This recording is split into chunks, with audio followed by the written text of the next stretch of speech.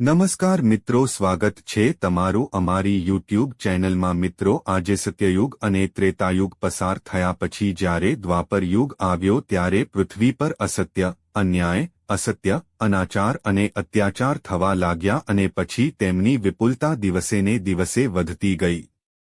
પૃથ્વી અન્યાયના ભારથી વ્યથિત હતી। તે બ્રહ્મા, વિષ્ણુ અને શિવ પાસે પહોંચ્યો અને પ્રાર્થના કરી કે તેઓ તેને અસહ્ય બોજમાંથી મુક્ત કરે, પરંતુ તે ત્રણેય પૃથ્વીને આ બોજમાંથી મુક્ત કરવામાં અસમર્થ હતા। કોઈ ઉકેલ ન જોઈને વિષ્ણુએ કહ્યું, ચાલો આપણે ભગવાન પાસે જઈએ, તે આપણને કોઈ ઉપાય કહી શકશે। જ્યારે વિષ્ણુ લક્ષ્મી, બ્રહ્મા અને શિવ સાથે ગોલોકમાં પહોંચ્યા ત્યારે તેમણે પરબ્રહ્મ પરમેશ્વરને કૃષ્ણના રૂપમાં જોયા અને તેનો ભ્રમ રાધા તરીકે જોવામાં આવ્યો હતો। વૃંદાવન નામના ગોલોકના સુંદર અને મનોહર જંગલમાં એક સુંદર આશ્રમ હતો। તેમની નજીકથી એક નદી વહેતી હતી। પૃથ્વીને મુક્ત કરો, હું અવતાર લેવાનો છું। હું વાસુદેવની પત્ની દેવકીના ગર્ભમાંથી જન્મ લઈશ અને કારણ કે હું મારી માયા અને મારી માયાથી અલગ થઈ શકતો નથી, તેથી મારી માયા રાધાના રૂપમાં જન્મ લેશે।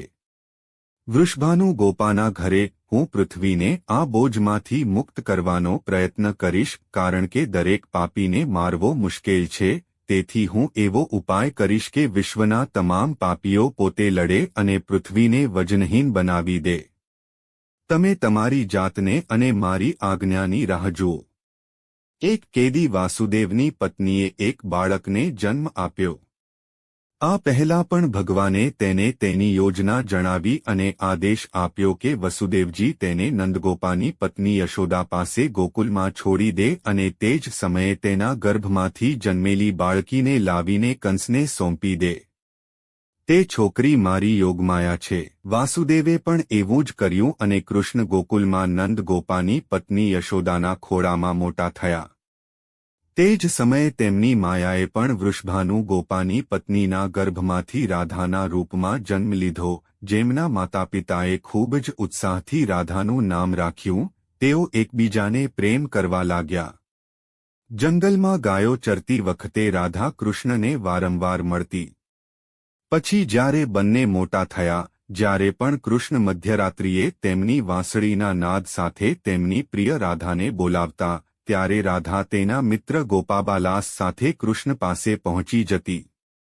રાધા અને કૃષ્ણનો આ પ્રેમ બે કિશોરવયના હોકરા હોકરીઓનો પ્રેમ હતો, જે થોડા જ દિવસોમાં આખા બ્રજમાં પ્રખ્યાત થઈ ગયો।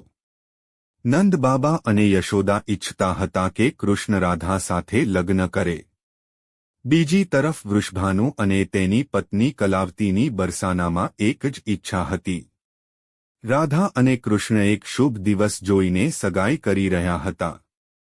સમગ્ર બ્રજ પ્રદેશ આનંદ ઉત્સવોથી ભરાઈ ગયો હતો, પરંતુ તે બંને લગ્ન કરી શક્યા ન હતા કે કંસના આદેશથી અક્રૂરા કૃષ્ણને બોલાવવા મથુરાથી વૃંદાવન પહોંચ્યા અને કૃષ્ણને બલરામ સાથે વૃંદાવન છોડીને અત્યાચારી કંસ અને તેના અનુયાયીઓને રાક્ષસી સ્વભાવના મારવા માટે મથુરા જવું પડ્યું। કંસને માર્યા પછી વગેરે મથુરાના રાજ્યની રક્ષાની જવાબદારીએ કૃષ્ણને એટલા મૂંઝવણમાં મૂક્યા કે તેઓ ઇચ્છતા હોવા છતાં વૃંદાવન જઈ શક્યા નહીં। તેના જમાઈ કંસની હત્યાનો બદલો લેવા માટે તેના સસરા જરાસંધે તેની વિશાળ સેના સાથે મથુરાને ઘેરી લીધું, પરંતુ કૃષ્ણ અને બલરામે જરાસંધ અને તેની વિશાળ સેનાને તેમની પીઠ સાથે ભાગી જવાની ફરજ પાડી। પરંતુ જરાસંધ હાર્યા છતાં તે શાંત ન બેઠો। તેણે મથુરામાં ઘણી વખત હુમલો કર્યો। મથુરા એક નાનું રાજ્ય હતું અને મથુરા શહેર સુરક્ષિત જગ્યાએ વસાહતું નહોતું।